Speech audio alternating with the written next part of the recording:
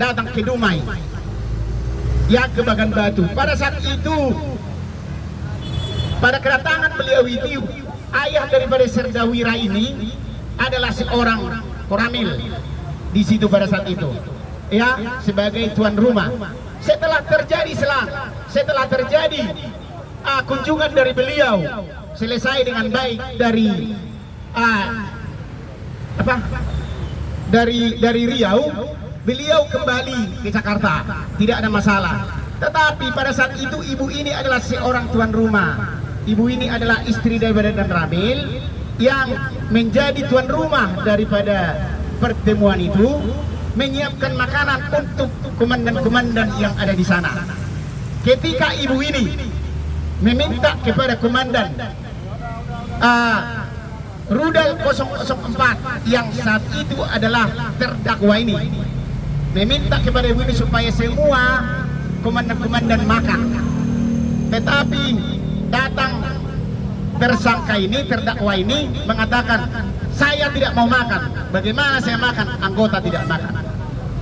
Padahal sebenarnya untuk makan anggota itu bukan tanggung jawab daripada ibu ini.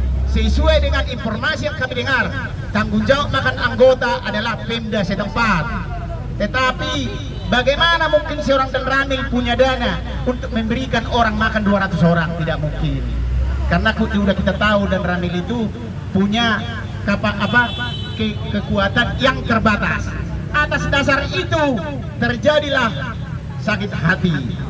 Dan setelah kejadian itu masuklah Serdawira Sitorus ke kesatuan Rudal 004 Dumai. Tanpa ada cerita, tanpa ada apa-apa, tanpa ada seperti itu, dia langsung disiksa sampai di sana.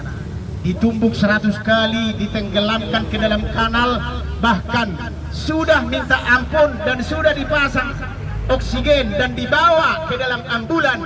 Datang terdakwa ini menyuruh untuk tetap berlari, sampai akhirnya dia ditenggelamkan ke kanal, dan saat itu dia tenggelam dan pingsan, dan disedotlah banyak darah dari paru-parunya, dan juga disedot itu gambut dari paru-parunya. Itu semua ada dalam berkas perkara. Yang selanjutnya datang pada saat itu medis mengatakan bahwa Serdawira ini sudah tidak bisa diselamatkan lagi. Tetapi datang ini terdakwa mengatakan tidak apa-apa, itu lanjutkan kegiatan. Bagaimana orang sudah pingsan dilanjutkan kegiatan? Kemudian yang paling sangat mengherankan, ketika Serdawira disuruh lari 10 km, dipaksa setelah selesai lari, dipaksa minum aqua sebanyak 5 liter, ya, kurang lebih 5 gelas. Bagaimana kalau seorang lagi capek langsung disuruh minum? Apakah itu tidak suatu pembunuhan, ya? Pembunuhan, saya rasa berencana. Ya, dan saya rasa di sini auditor militer, ya, harus bersikap tegas. Terima kasih ini Pak Auditor Militer yang menjadi istilahnya menyidangkan perkara ini. Kami mohon kepada Bapak Sinulinga, tolong Pak, harus, ya, ini auditor militer. Saya dilihatnya, ya.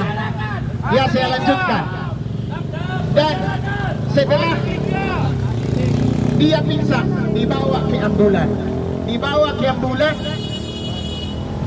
dibilang sudah di ambulan, dipasang oksigen, dicabut oksigen, disuruh lagi lari, disuruh turun. Bagaimana orang yang sudah sekarat, sudah pasang oksigen, dicabut oksigennya, disuruh lari?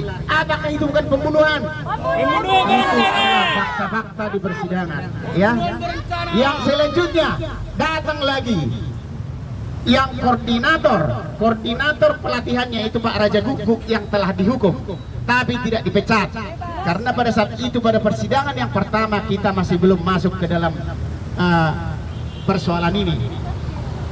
Datang Pak Raja Guguk dan juga ini terdakwa mengatakan kepada dokter yang memeriksa daripada Wira Sitorus mengatakan, Pak Dokter, tidak bisakah kita buat itu meninggal karena jantung?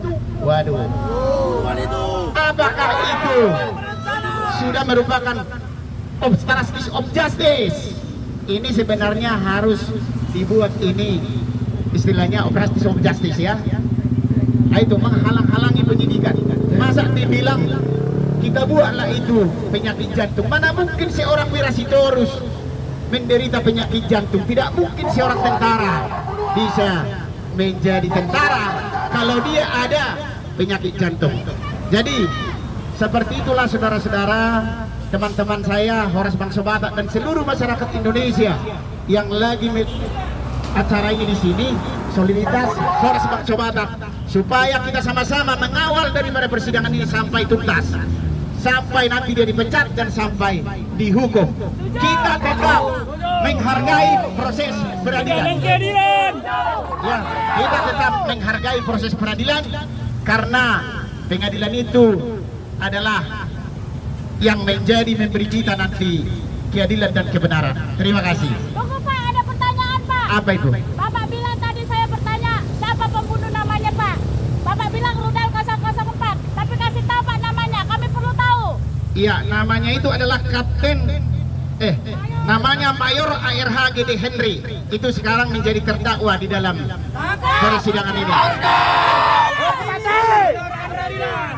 Dan yang herannya lagi, sudah terjadi pembunuhan tapi tidak ada ditahan ini terdakwa. Itu yang menjadi miris. Iya.